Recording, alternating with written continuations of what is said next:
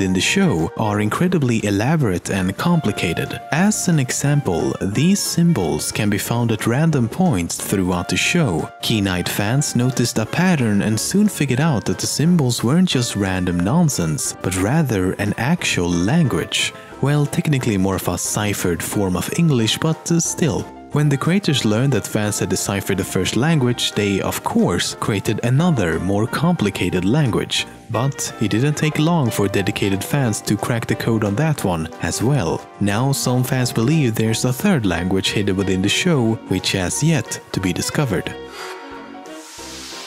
The name Futurama comes from an exhibition at the New York World's Fair in 1939. Modern and efficient city planning, breathtaking architecture, each city block a complete unit in itself. The exhibit was presented as a possible model of what the world could potentially look like 20 years in the future, a sort of envisioning of the world of tomorrow. Before the name Futurama was chosen, names like Aloha Mars and Doomsville was considered.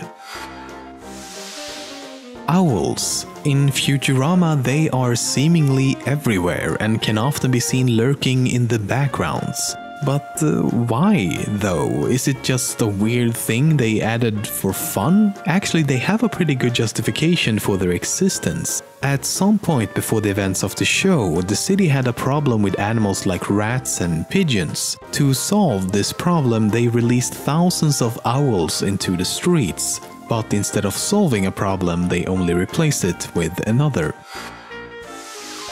Even the opening sequence has some pretty obscure Easter eggs that can only be seen if you pause at the right moment. For example, there are 3 signs with those strange alien symbols we talked about before. They read "Rent a Human," "3D Rules," and "Tasty Human Burgers." There's also this guy reading a newspaper. The paper says "Moon Pie Fight in Mars Bar," which is of course a reference to the snacks Moon Pie and Mars candy bars. Bender's apartment number is 001-001-00, and as I've mentioned, the writers are clever, so this is most likely not random. If we take this number and convert it into ASCII, we get the $sign. This is obviously a reference to Bender's greed and obsession with money. In a similar fashion, Leela's apartment is named 1I. The episode Jurassic Bark is for many one of the most sad, depressing and overall emotional episodes. It ends with a flashback showing that after Fry was frozen in the cryogenic chamber, his dog Seymour waited for him to return for 12 years before dying of old age. The original idea, however, was to have the episode focus on Fry's mother. It would have been his mother waiting for who knows how many years until she finally just passed away. But they soon realized that might push the depression factor a bit too far and decided to replace her with Fry's dog instead. Speaking of, the dog in this whole plot point is actually based upon the true story of a dog named Hachiko. Much like Seymour in Futurama, Hachiko waited for his deceased owner at a train station for almost 10 years until he eventually passed away. The episode The Prisoner of Benda revolves around a machine called the Mind Switcher, essentially a device where 2 people can switch minds with one another and thus take control of the other person's body. Now here's the thing, one of the writers, Ken Keeler, happens to have a PhD in applied mathematics. So, he decided to create a real-life mathematical theorem for this fictional mind-switching technology. The theorem basically proves that regardless of how many mind switches between 2 bodies have been made, they can still all be restored using only 2 extra people, provided these 2 people have not had any mind switches beforehand. In short, it's complicated. The point is that it's the first time a theorem has been created for the sole purpose of entertainment in a TV show. It's simply called the Futurama Theorem. In the episode The Why of Fry, it revealed that Nibbler was responsible for Fry falling into the cryogenic chamber. This plot point, along with Nibbler himself, was actually planned from the very beginning, because in the first episode, this shadow can be seen briefly as Fry falls into the chamber. The shadow is of course that of Nibbler, which means it took 64 episodes before the meaning of this shadow was revealed. I want to say foreshadowing. The character Qbert was first introduced in the episode A Clone of My Own. As the title suggests, he is the clone of Professor Farnsworth, but the character is far more interesting than what meets the eye. While Futurama is in many ways a very consistent show, it's also in many ways not. They constantly break the laws of physics and really every law in the universe. And because it's an animated show, trouble with consistency are more or less impossible to avoid. Seriously, it's a fucking knot. But if you're like me and probably like 90% of Futurama's audience, who the fuck cares, right? Well, the other 10% of course do care. And this is where Qbert comes in. The character was always planned to be included from the very beginning, but they never fleshed out his personality until his introduction in the middle of season 2. They decided to give him this aggravating personality who criticizes everything and everyone as a sort of payback and reflection of this annoying and specific group of fans. When the writers created Hypnotoad, I doubt they thought it would become such a fan favorite and even spreading across the internet to eventually become a meme. In the Futurama world, he is responsible for the most popular television series of that time, simply titled Everybody Loves Hypnotoad. Of course, this is only because he hypnotizes everyone who starts watching. And while the show serves as a show within a show, there's actually an entire real-life episode almost exclusively featuring Hypnotoad for 22 minutes. It's called Everybody Loves Hypnotoad Amazon Adventure. But then there was the bite of 87. Yeah. It's amazing that the human body can live without the frontal lobe. You know? In other words, it seems to be implied that one of the animatronics violently bit someone, most likely a customer. The victim survived, but the attack resulted in a partial loss of the victim's brain. Who this person was or what specific animatronic was involved is of course not known. However, a likely candidate could be Foxy. His jaw appears broken, which could be a result of the biting, and his sharp teeth and large mouth make him the most capable of causing serious damage. There are 4 main antagonists in the game: Freddy Fazbear, Bonnie the Bunny, Chica the Chicken, and Foxy the Pirate. Then there's a special character. He's been dubbed Golden Freddy by fans, but in the game files he's referred to as Yellow Bear. The only indication that he will appear is a poster of his face in Cam 2B. If the player then returns to the main room, Golden Freddy will be waiting. Soon after, he attacks and the game crashes.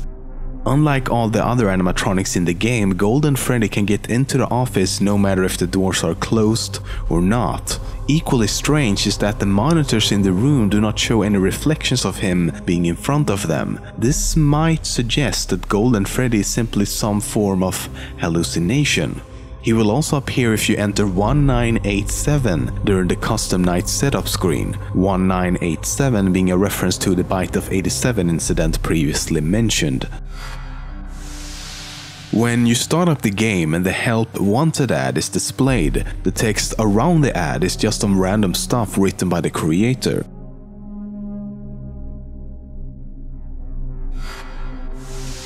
The game's creator, Scott Cawthon, has stated that he thought the 420 setting in Custom Night was impossible to complete. But when Twitch streamer and YouTuber Big Bug proved that it actually was possible, Scott added a 3rd star to the title screen of the game to reward this specific accomplishment.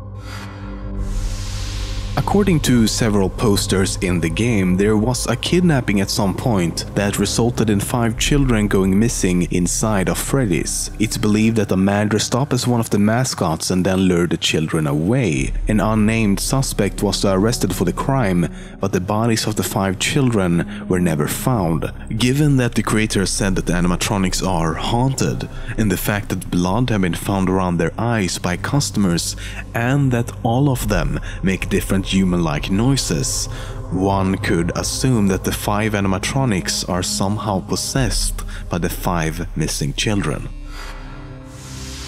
In the trailer for the game, Bonnie is shown running down the hallway, but he was stripped of this ability in the final game, with Foxy taking his place. He is also shown to remove his face and thus revealing his endoskeleton, but this never actually happens in the final game.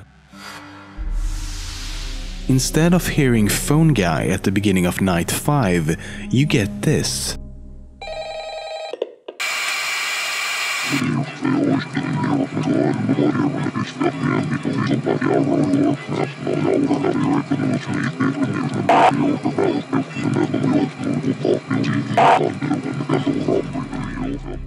But if you reverse the recording, it sounds like the voice is quoting the book Autobiography of a Yogi. It's a section where a scientist talks about his theories that animals, plants, and even metals share a similar life force. Agricultural development is needed by full use of your marvelous mechanism. Would it not be easily possible to employ some of them in quick laboratory experiments to indicate the influence of various hyperlines on plant growth? You are right, countless use will be made by fusion array seldom knows and perennia the joy of creating.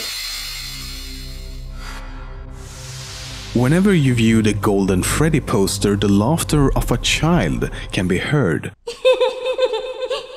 Freddy actually have the exact same laugh, only slowed down.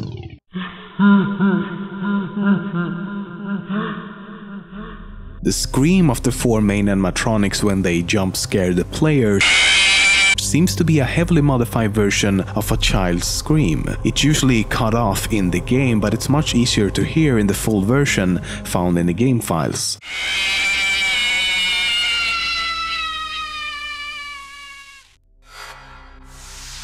As with most games, a few things had to be cut from the final release. For example, the map was originally going to look like this. The camera icons would have been small circles that turns green when selected. This also allowed you to see which direction the cameras were facing. Some of the cameras also changed location during this stage of development. For example, the backstage camera was originally behind or beside the door. And in the beginning, the game was supposed to feature a life system. Scott has also mentioned that other animatronics were removed from the game, but that they will instead be in the sequel coming out sometime next year.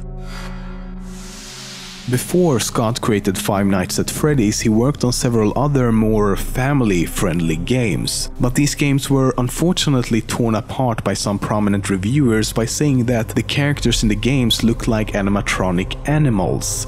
He says that he was at first heartbroken by this and were even ready to quit the game industry altogether. But then one night he realized that he could take what these reviewers had said and use it to his own advantage.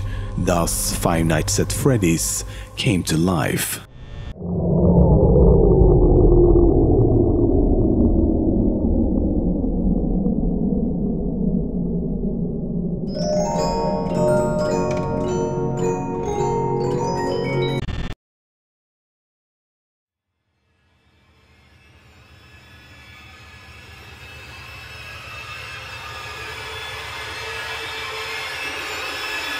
Scary skeletons speak with such a screech.